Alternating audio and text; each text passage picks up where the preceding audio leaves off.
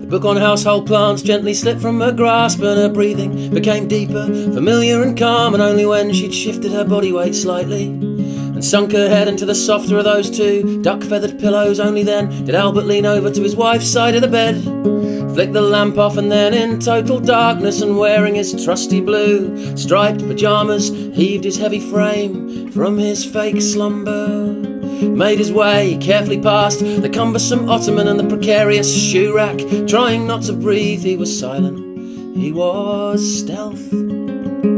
Aware of every creak on the staircase, he used her fluffy slippers as a softener, cushioning each footstep on the way down. At the foot of the stairs was a cupboard, and inside, behind a secret panel, was his costume. He disrobed, briefly naked, guiltily, excitingly nude, in his own house, so late at night.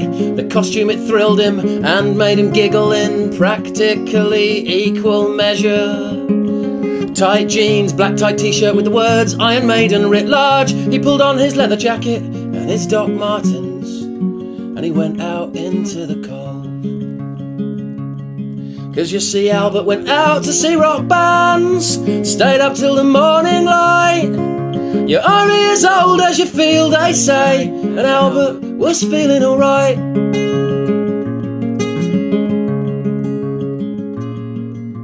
A 77-year-old man headbanging in a mosh pit can go easily unnoticed, particularly when everyone else is headbanging in a mosh pit. And though Albert felt uncomfortable at times, that was mostly due to the lack of give in his jeans. He felt joyful, he felt alive. In fact, the louder the music, the more he enjoyed it. This pastime meant for teenagers. He embraced the strangeness, the sweat of a stranger, the thud of a bass line pumping through his veins. At one point, Albert threw both arms up in the air, pulled his two middle fingers down with his thumbs, and made the rock gesture as hundreds of kids moved as one, with him in their throng, screaming words to the songs they'd all learnt in their bedrooms at home. When the band finished playing, he went out into the street in search of more adventures, revelling in his late blooming teenage rebellion.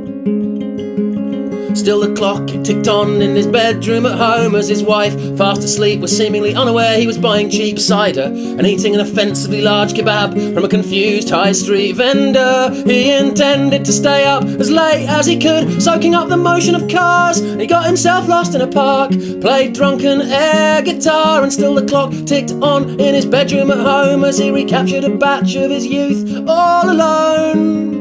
'Cause you see, Albert went out to see rock bands and stayed up till the morning light. You're only as old as you feel, they say, and Albert was feeling alright.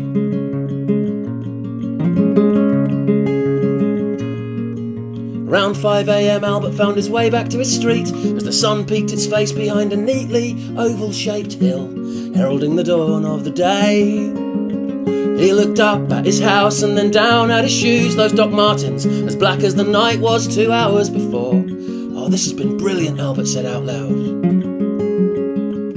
And then he bent down, pulled his shoes off, undid his yellow laces, and he tied them together, threw them up to the sun-dusted sky, landing perfectly on the electrical wires, like on the streets of New York, next to 5 other pairs that he'd thrown there before.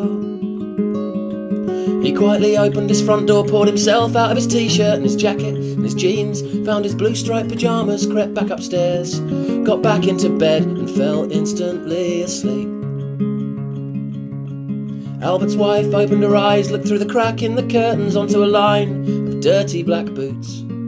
She smiled to herself, just pleased that he'd made it home safe.